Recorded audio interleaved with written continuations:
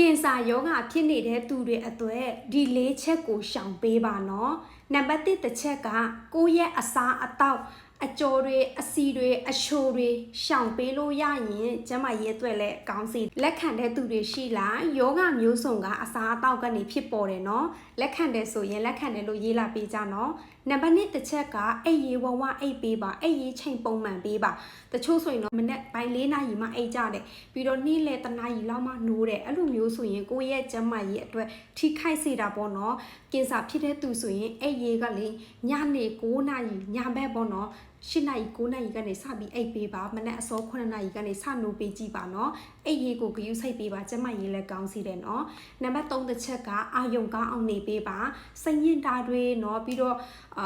စိတ်တက်ကြတဲ့အရာတွေပေါ့နော်မများမနေနဲ့စိတ်ညစ်တဲ့အရာစိတ်တက်ကြတဲ့အရာတွေကကိုယောဂမျိုးစုံဖြစ်အောင်လဲလုပ်ပေးစီတယ်ကိုကဘယ်လိုလုပ်ပေးရမလဲဆိုတော့တရားတွေနားထောင်လို့ရတယ်လို့เนาะအောင်မြင်တဲ့သူစကားတွေကိုစိတ်ခွန်အားလုပ်ပေးစီတဲ့အရာကိုပျော်ရွှင်တဲ့အရာတွေကိုပဲကြည့်သွားပေးပါနံပါတ်4တစ်ချက်ကအာကစားလေးပေါ့နော်ပေါ်ပါလေးလုပ်ပေးပါလမ်းလျှောက်ပေးပါเนาะအများကြီးလုပ်တာမဟုတ်ဘူးเนาะပုံမှန်လေးပေါ့เนาะဒီ4ချက်ကို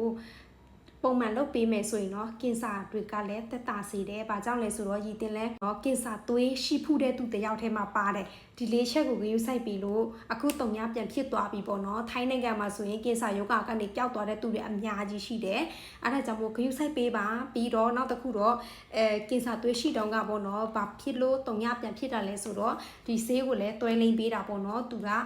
နာနိုအီမောင်ရှစ်လည်းဖြစ်တယ်နော်။လိမ့်ပေးရုံနဲ့ကိုယ့်ရဲ့စိတ်ကောင်းတွေအားကောင်းစီတယ်လေ။ပြီးတော့ဒီမှာကင်ဆာကိုကာကွယ်ပေးစီတဲ့ soft gel ပေါ့နော်နန်းစီလဲတစ်နေ့ကိုတစ်လုံးပေါက်ပေးတာပေါ့နော်ဒါကျမရေသွဲကောင်းစီတယ်ကင်ဆာမဖြစ်ချင်တဲ့သူလဲကာကွယ်ချင်တယ်တောက်ပေးလို့ရတယ်လိမ်ပေးလို့ရတယ်နော်ညဝေပေးတာပါရှင်ကိုယ့်ရဲ့ကျမရေသွဲကောင်းချင်တဲ့သူတွေ